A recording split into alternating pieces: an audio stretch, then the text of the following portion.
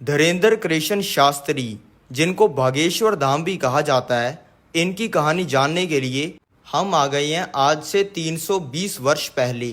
यह मध्य प्रदेश के छतरपुर इलाके में यह गाड़ा गांव। यहाँ पर चंदेल साम्राज्य का राज है और यह है उनका किला। इसके पास में यह मंदिर जिसको बनाया है इस इंसान ने, जिनको हम सन्यासी बाबा कहते हैं। इनके बेटे हैं ये सेतुलाल गर्ग। ये सन्यासी बाबा ही आने वाले समय में धीरेंद्र कृष्ण शास्त्री के परदादा बनेंगे। ये अपने ही इस मंदिर के अंदर पुजारी हैं और ये चंदेल के राजा के सलाहकार भी हैं। इनकी ही सलाहों की वजह से चंदेल साम्राज्य इतना बड़ा बना है। आज चंदेल के इस राजा ने गांव के सभी लोगों को अपने किले के अंदर बुलाया है, जिसमें सन्यासी बाबा भी आए हुए हैं। सभी आए हुए लोगों को लग रहा है कि यहाँ पर पूजा होने वाली है, लेकिन चंदेल के राजा ने अपना बल दिखाने के लिए अपनी तलवार से इस गौ माता को बीच में से काट दिया है। इसको देखकर सन्यासी बाबा ने यह प्रण ले लिया है कि जब तक ये चंदेल साम्राज्य का विनाश नहीं कर देते, तब तक ये ना ही कुछ खाएंगे ना ही पिएंगे, और ये अपना घर और सलाहकार का काम छोड़ के अपने इस मंदिर के अंदर भक्ति करने लग गई हैं। अब इनको ऐसा करते हुए 40 दिन हो चुके हैं। इनकी भक्ति से प्रसन्न होगी वही गौ माता जिसको चंदेल के राजा ने काट दिया था, इनको दर्शन दिया है और इनको बताया है कि आपने हमें इंसाफ दिला दिया। इसके बाद इनके सामने हनुमान जी प्रकट हो गई हैं, जिन्होंने इनको बताया है कि अब से मैं हमेशा तुम्हारे साथ रहूंगा और मैं तुम्हें कुछ ऐसी शक्ति देता हूँ जिसकी वजह से लाखों लोग सलाह लेने के लिए आएंगे। ये होते ही इनका बनाया हुआ आम सा मंदिर भागेश्वर धाम मंदिर बन गया है। अब इनके अंदर शक्ति आ गई है लोगों के दिमाग को पढ़ने की। इन्होंने शक्ति से लोगों का भला करने के लिए लोगों के दिमाग को पढ़कर उनको सही सलाह देनी शुरू कर दी है। इससे इनके पास में हजारों लोग आने शुरू हो गए हैं और कुछ ही दिनों के अंदर चंदेल साम्राज्य का नामो निशान मिट गया है। अब इनको ये चीज करते हुए कई साल हो गए हैं और इनका शरीर बूढ़ा हो गया है। आजकल ये अपने ध्यान की शक्ति से भगवान के संसार के अंदर भी चले जाते हैं, जिसके सामने इनको ये संसार फीका लगता है, जिसकी वजह से इनको अपना ये शरीर बोझ लगता है। आज इन्होंने अपनी सारी शक्तियां और सिद्धियां अपने बेटे सेतुलाल गर्ग को दे दी हैं और ये बन गए हैं दादा गुरु। आज सन्यासी बाबा अपना शरीर छोड़ने वाले हैं। इसके लिए इन्होंने अपने सारे भक्तों को बुलाया है और सबके सामने इनकी आत्मा इनके शरीर से बाहर निकल गई है और इन्होंने जीवित समाधि ले ली है। अब इनकी इस परंपरा को आगे बढ़ाएंगे इनके बेटे दादा गुरु।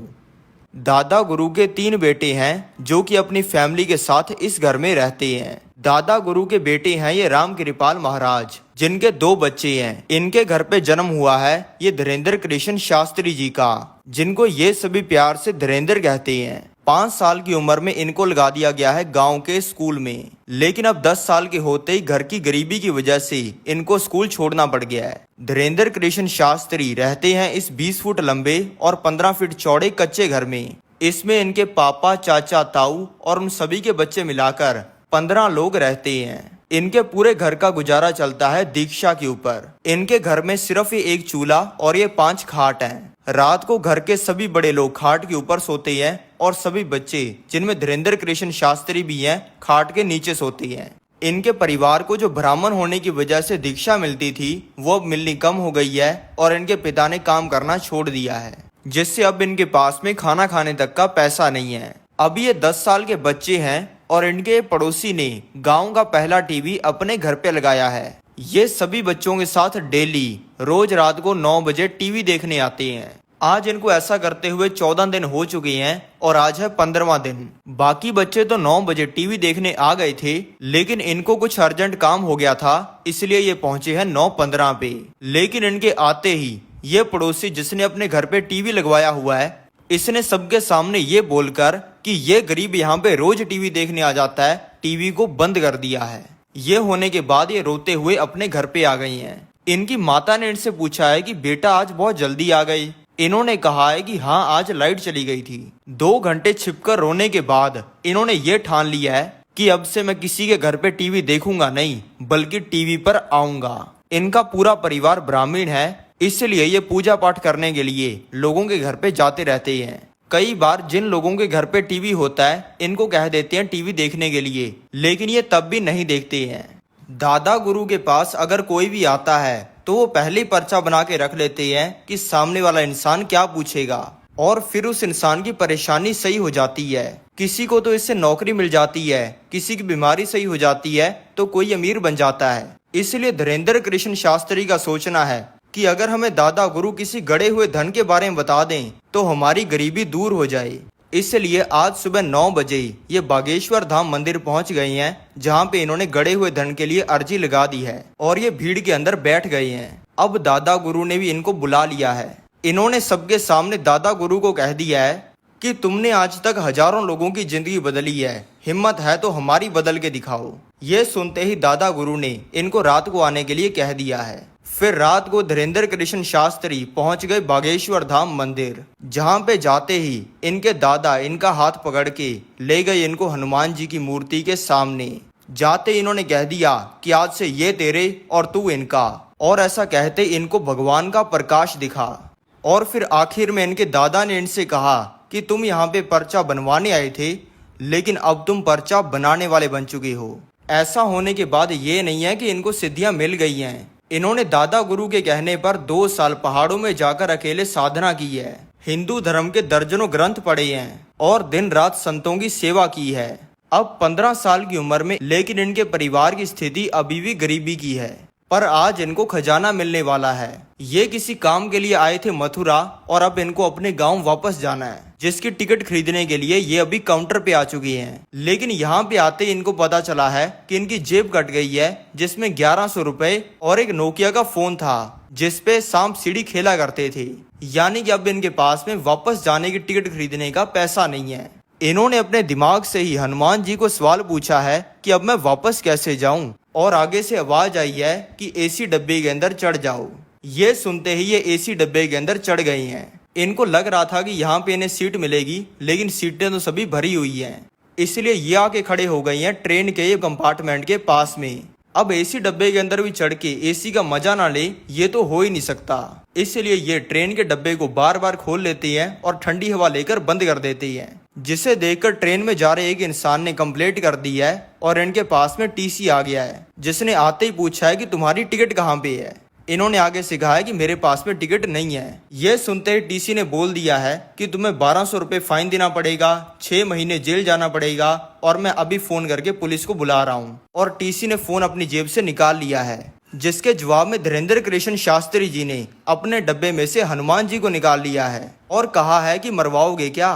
ये कहते इनके दिमाग के अंदर कुछ हुआ है और इन्होंने टीसी को बोल दिया है कि तुम्हारा नाम अमर सिंह है, तुम्हारे पिता का नाम अमंग सिंह है, तुम्हारे बच्चा नहीं हो रहा, और तुम्हारी लुगाई का नाम सविता है। ये सुनते ही टीसी ने इनका हाथ पकड़ लिया है और वो इनको इस ट्रेन के डब्बे में से लेके जा रहा है। धीरेन्द्र कृष्ण शास्त्री जी को लग रहा है कि अब तो अपना जेल जाना पक्का है, लेकिन इस टीसी ने तो फर्स्ट क्लास डब्बे का गेट खोलकर इनको बैठने के लिए कह दिया है, जिसकी टिकट ही 5000 की है, और अब ये आराम से इसमें सो गई हैं। अब ये कुछ ही घंटों में पहुंच गई हैं अपने गांव के डिस्ट्रिक्ट छत्तीसगढ़ में, और अब इनका उतरने का टाइम हो गया है। टीसी ने इनसे फाइन तो लेना क्या था, बल्कि इनको 1100 रुपए दे दिए हैं। और धीरेन्द्र कृष्ण शास्त्री जी ने टीसी को कह दिया है कि तुम्हारे बच्चा पक्का होगा।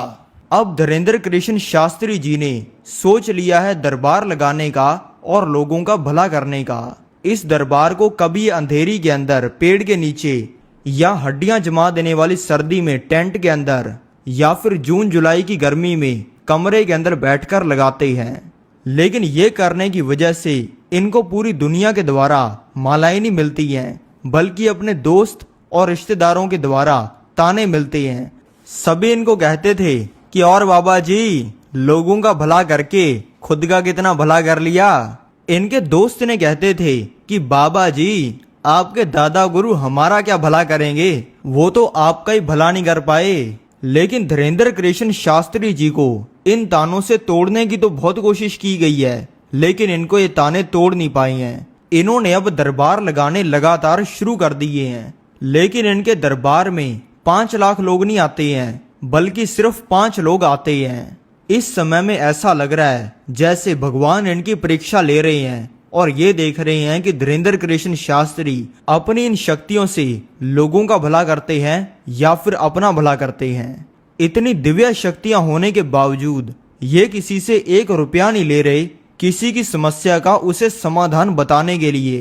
भले इनके दरबार में आईएएस ऑफिसर आ जाए या फिर मंत्री आ जाए, लेकिन इनके दरबार में पहले पर्ची उसी की लगती है जिसकी पहले पर्ची लगनी चाहिए। इनकी ये दिव्य शक्तियों को देखकर इनके पास में बहुत सारे कोई बुरा काम करने के लिए लाखों करोड़ों रुपए के ऑफर आते हैं, जो कि इनकी गरीबी को झट से खत्म कर सकते हैं। लेकिन ये हर किसी बुरे काम को मना कर देते हैं। अब इनको ये करते हुए कई साल हो गए हैं और इनकी उम्र हो गई है 26 साल की। अब इन्होंने अपने दादा के मंदिर बागेश्वर धाम के पास में दरबार लगाना शुरू कर दिया है और अब इनके पास में कई सौ लोग डेली आने शुरू हो गए हैं। आज इनके पास में ये कुछ यूट्यूब चैनल वाले लोग भी आए हैं जो कि इनको रिक्वेस्ट कर रहे हैं इनकी वीडियो यूट्यूब पे डालने के लिए। धीरेन्द्र कृष्ण शास्त्री जी ने हाँ कर दिया है और इन्होंने अच्छे से शूट करके इनकी पहली वीडियो यूट्यूब पे अपलोड कर दी है। लेकिन किसी को भी पता नहीं था कि क्या होने वाला है। रातों रात इनकी ये वीडियो वायरल हो गई है और इनकी वीडियो को व्हाट्सएप, टेलीग्राम, इंस्टाग्राम, यूट्यूब हर जगह पे शेयर किया जा रहा है और भारत के हर नागरिक के फोन में यही चल रही हैं। ये देखकर इनके पास में और ज्यादा लोग और मीडिया वाले आने लग गए हैं और देखते ही देखते इनका ये दरबार बढ़ता जा रहा है। और अब 2024 में धीरेन्द्र कृष्ण शास्त्री जी के बागेश्वर धाम पंडाल में कई बार तो 10 लाख लोग भी आ जाते हैं, जिनको बागेश्वर धाम सरकार प्यार से पागल कहते हैं। और आज भी ये 10 लाख लोगों के सामने वही सेम चीज करते हैं जो कि ये आज से 5 साल पहले 10 लोगों के सामने करते थे। ये सामने वाले इंसान के बोलने से पहले पर्चे पर लिख देते हैं कि आपके घर पे चोरी हुई है, किस इंसान ने चोरी की है, आपकी शादी कब होगी, आपको कौन सी बीमारी है, आपका क्या नाम है। और अगर कोई बागेश्वर धाम सरकार की परीक्षा लेने की कोशिश करता है तो बागेश्वर धाम सरकार वो चीजें भी बता देते हैं जो कि सामने बैठे इंसान के अलावा किसी को नहीं पता होती। बागेश्वर धाम अगर बाहर के देशों के अंदर भी पंडाल लगाते हैं तो वहां पर लाखों की भीड़ आती है। भारत देश में शायद ही ऐसा कोई है जो कि धीरेन्द्र कृष्ण शास्त्री जी को नहीं जानता।